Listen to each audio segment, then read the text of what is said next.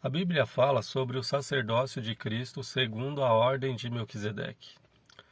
E isso faz com que muitas pessoas fiquem em dúvida sobre o que é a ordem de Melquisedeque e qual é o seu significado. Para entendermos isso, primeiramente precisamos entender que Melquisedeque foi um rei que viveu no tempo do patriarca Abraão. Como ele era contemporâneo de Abraão, obviamente ele não pertencia à sua linhagem. Portanto, ele não fazia parte do povo judeu.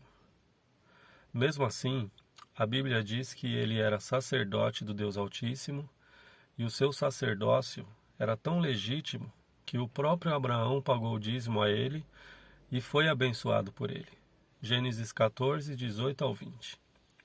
Para entendermos o que é a ordem de Melquisedeque, devemos considerar especialmente dois textos bíblicos, Salmo 110:4 e Hebreus capítulo 7.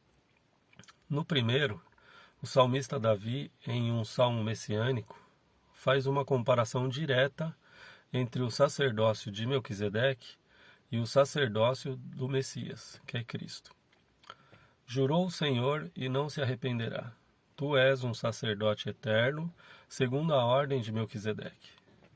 Isso está em Salmos 110:4.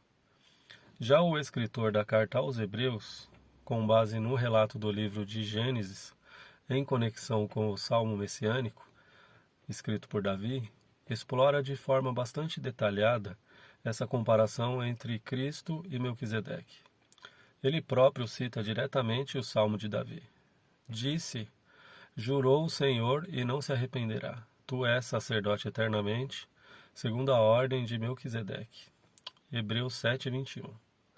Com base nesses dois textos, podemos facilmente entender o significado da expressão ordem de Melquisedeque. Para isso, vamos fazer uma comparação simples do capítulo 7 de Hebreus. Como o próprio nome da epístola deixa claro, o escritor estava escrevendo para os judeus. E basicamente, no capítulo 7, utilizando a própria Bíblia judaica do Antigo Testamento, ele mostra a superioridade do sacerdócio de Cristo em relação ao sacerdócio da casa de Levi, construindo sua argumentação sob o relato de Gênesis capítulo 14, onde o sacerdócio de Melquisedeque é um exemplo do sacerdócio de Cristo. O escritor, em sua exposição, conclui que Melquisedeque é superior a Abraão e, consequentemente, seu sacerdócio também é superior ao de Arão. Abraão pagou o dízimo ao Melquisedeque e Melquisedeque o abençoou, fato que determina tal superioridade. Abraão é o ancestral de Levi, cuja linhagem pertencia a todos os sacerdotes, e o sacerdócio de Melquisedeque foi anterior ao sacerdócio da tribo de Levi. Apenas os filhos de Levi que receberam o sacerdócio é que podiam tomar o dízimo. Mas Melquisedeque, que não pertenceu àquela genealogia, tomou o dízimo de Abraão e o abençoou. Hebreus 7:6. Um detalhe muito importante explorado pelo autor de Hebreus é que a linhagem de Melquisedeque não é revelada. Ele escreve que Melquisedeque foi sem pai, sem mãe, sem genealogia, não tendo princípio de dias nem fim de vida. Hebreus 7:3. E isso é muito significativo, pois todo sacerdote deveria ter descendência comprovada na tribo de Levi, e todos eles, os sacerdotes, tiveram suas mortes atestadas, sendo então substituídos por outros. Porém, nada é dito sobre a morte de Melquisedeque, e muito menos sobre a sua origem. Ele apareceu e desapareceu.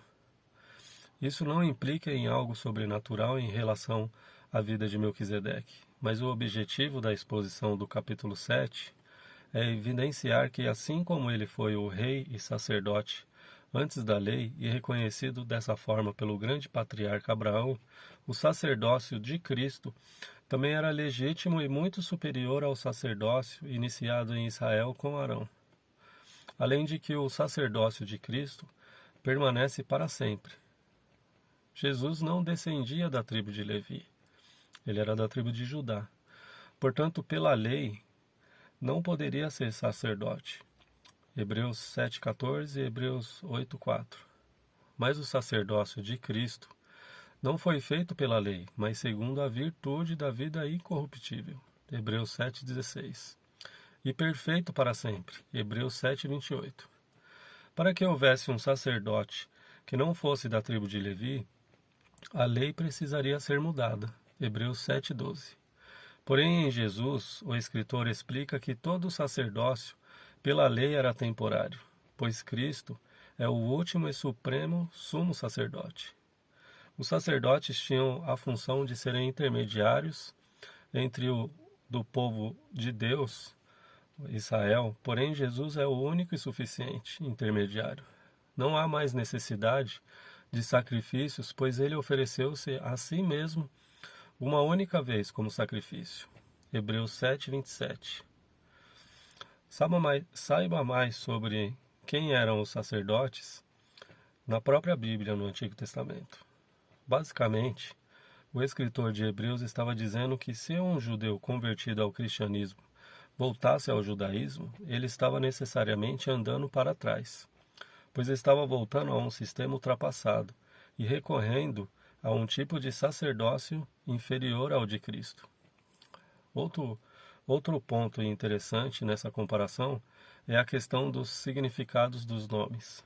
Melquisedeque e Salém, que conforme já foi dito, o escritor traduz como Rei de Justiça e Rei de Paz, Hebreus 7:2, tipificando o reinado de justiça e de paz do Messias, Cristo, e confirmando o que foi dito através da profecia do profeta Isaías, em Isaías 9, 6 ao 7. Aqui podemos nos lembrar do que foi dito pelo apóstolo Pedro, ao declarar que através da obra perfeita do sumo sacerdote que é Cristo, nós somos geração eleita, povo adquirido, nação santa e sacerdócio real. 1 Pedro 2,9. Portanto, ao utilizar a figura de Melquisedeque, a figura de Cristo, bem como a expressão segundo a ordem de Melquisedeque, que foi sacerdote antes da lei, o texto bíblico não está fazendo referência a uma ordem ou linhagem secreta de super sacerdotes, mas estava mostrando que antes de Deus ter instituído pela lei o sacerdócio na casa de Levi, Cristo já era mediador e sumo sacerdote de seu povo.